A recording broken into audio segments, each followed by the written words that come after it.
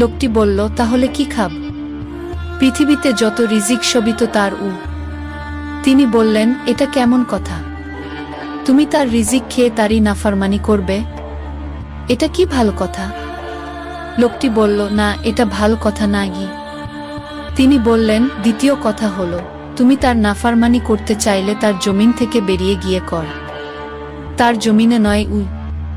লোকটি বলল, এটা তো প্রথমটার চেয়েও কঠিন। উত্তর মেরু থেকে দক্ষিণ মেরু সবই তো তার জমিন, তাহলে কোথায় যাব?